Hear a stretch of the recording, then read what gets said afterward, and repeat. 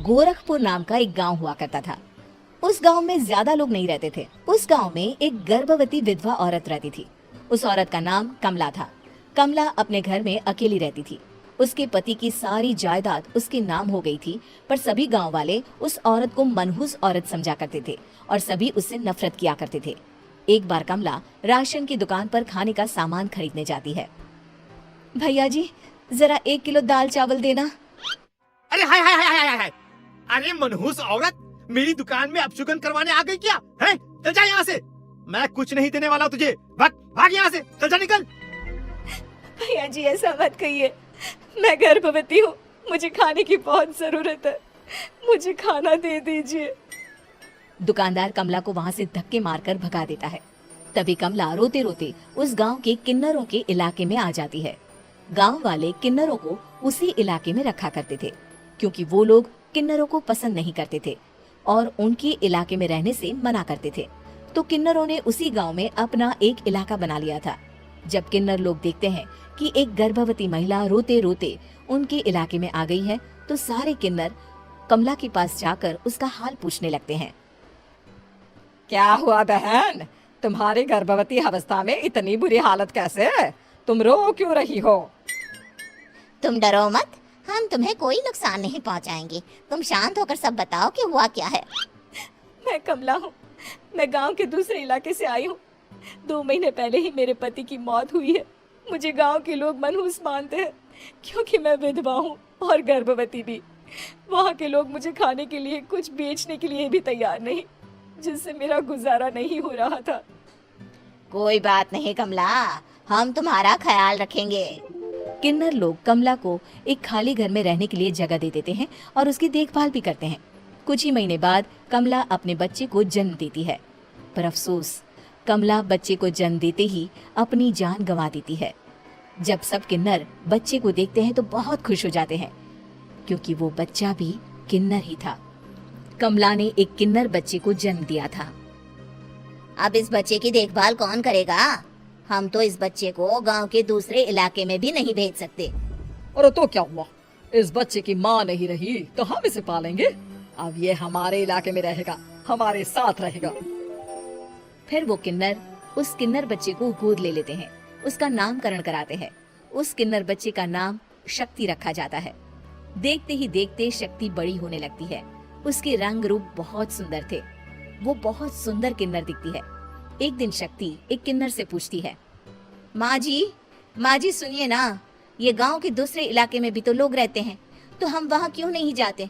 हम उनसे अलग क्यों रहते हैं? शक्ति, क्योंकि वो लोग हमारे जैसे नहीं, वो लोग हमें पसंद नहीं करते, इसीलिए हम उनसे अलग रहते हैं। क्यों? वो हमें क्यों पसंद नहीं करते? मुझे एक बार उस इलाके में जाना है, मैं एक बार वहाँ जाकर घूम कर आऊँ। शक्ति, खबरदार, जो तू उस इलाके में कभी भी गई तो अपनी जान नहीं गंवाना चाहती तो उस इलाके में कभी कदम भी नहीं रखेगी, समझी? इतना कहकर वो किन्नर वहाँ से चली जाती है। शक्ति उस किन्नर की बात सुनकर बहुत रोती है। माँ जी ऐसा कैसे कह सकती है? उन्होंने इतनी सी बात के लिए मुझे इतना डांटा।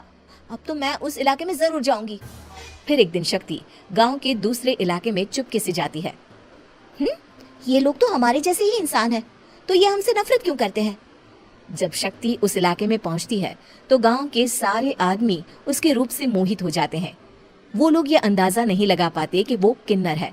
शक्ति की सुंदरता देखकर सारे गांव वाले उसकी तारीफ करने लगते हैं। तभी गांव का चक्कर लगाने गांव के जमींदार का बेटा हर्ष वहां पहुंचता है। हर्ष भी दिखने में बहुत सुंदर होता है।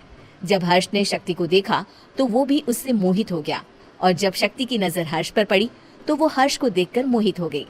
आपको पहले कभी इस गांव में देखा नहीं। इस गांव में आप नए हैं क्या?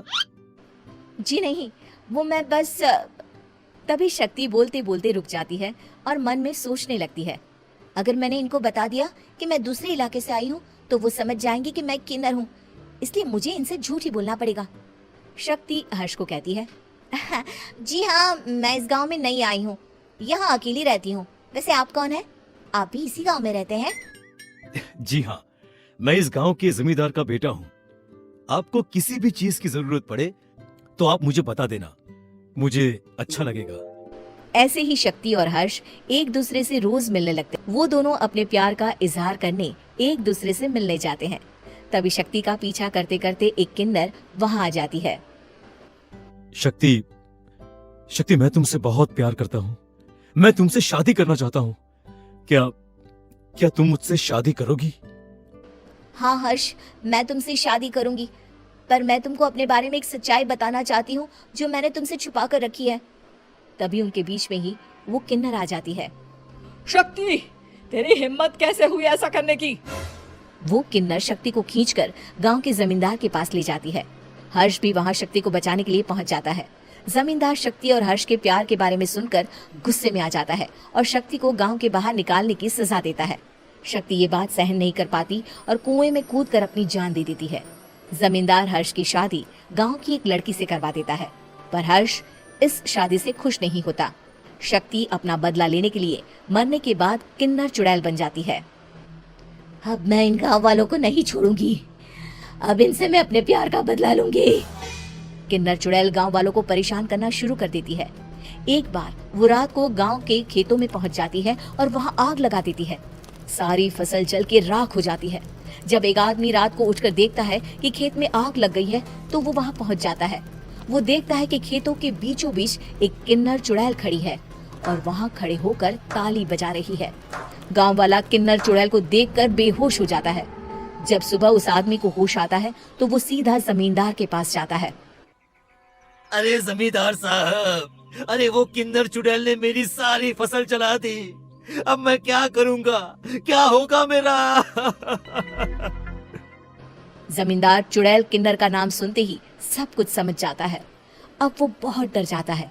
उसी रात को जब जमींदार डर के मारे अपने कमरे में सो नहीं पाता, तभी वहां अचानक से किन्नर चुड़ैल आ जाती है। किन्नर चुड़ैल जोर जोर से जमींदार के आगे खड़ी होकर हंसने लगती है और ताली बजाने लगती है। जमींदार उस डरावनी किन्नर चुड़ैल को देखकर बहुत डर जाता है। तूने मेरे साथ बहुत बुरा किया, अब मैं तुझे जान से मार दूंगी। नहीं नहीं नहीं नहीं, नहीं।